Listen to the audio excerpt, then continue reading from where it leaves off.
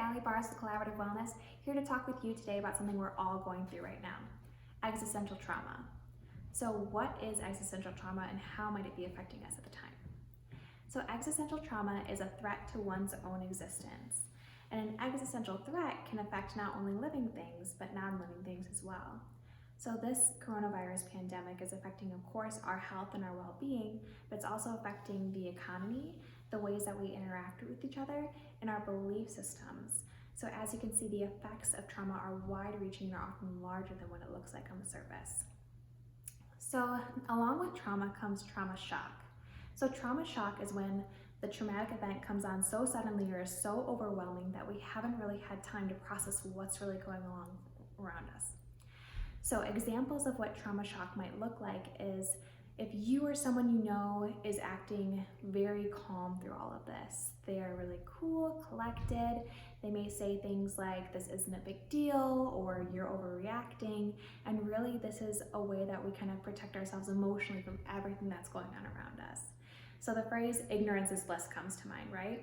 So if you're not paying attention to everything that's going around or you're minimizing its effects, you might feel safer on the inside. So that's one way that some people might react to the trauma. Another way that people react is feeling like you're in a fog. And that's because the effects of trauma can take days, weeks, or even months and years to really come into full effect. And it's likely that since this came on so suddenly, a lot of us are still kind of in that foggy stage of not really understanding what's going on and feeling the full effects of the trauma until much later on. So to link trauma to the body, our body actually has a physiological response to everything that's happening around us. So to bring in a bit of science here, we're going to talk about how the mind and the body react. So when we perceive a threat in our environment, like the coronavirus, this existential threat, our body goes into fight, flight, freeze mode. And when our body does this, it shuts off the prefrontal cortex in our brain, which is the kind of the seat of logic and reasoning for us. So we kind of lose the ability to understand the world from a rational, logical sense, and we're working from the seat of our emotions. So what also happens is that cortisol is released into our body, and cortisol is also known as the stress hormone.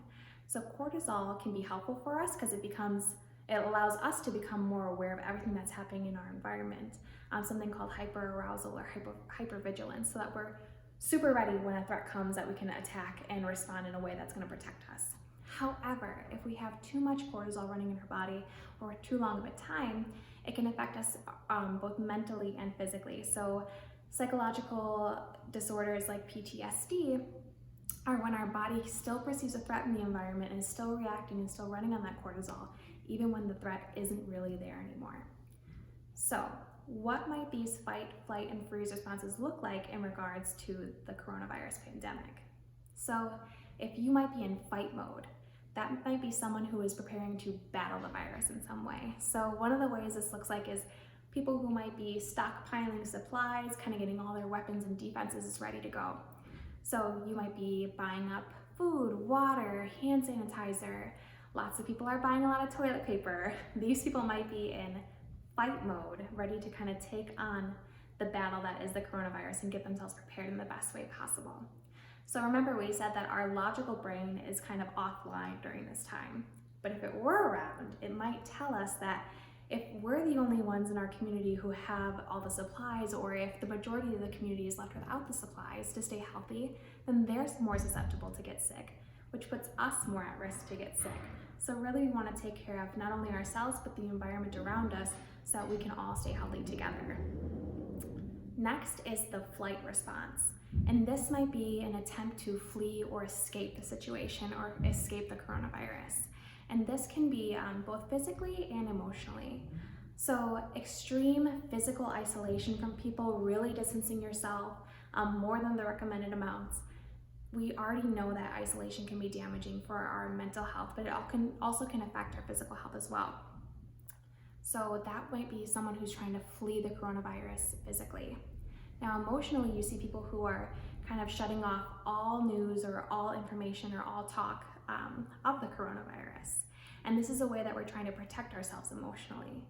But our logical brain might say, if we don't have any information, then we can't make informed decisions about how to really protect ourselves in these moments.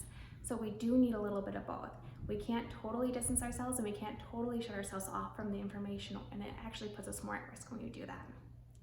So the last reaction is the freeze response, and that is when you feel stuck or unable to react or respond to what's going on around you.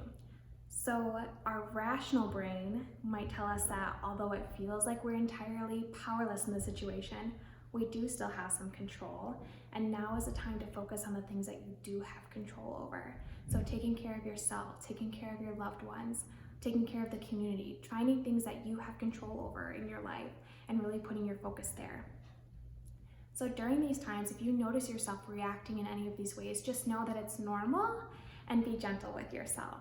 We're all kind of going through this together and we're all reacting in different ways. But the important thing about this is once you kind of see how you're reacting, you have the insight, and insight provides us with opportunities to grow and to learn and to kind of get that logical brain back online. So that's the way that we're going to find healthier ways to cope with the situation.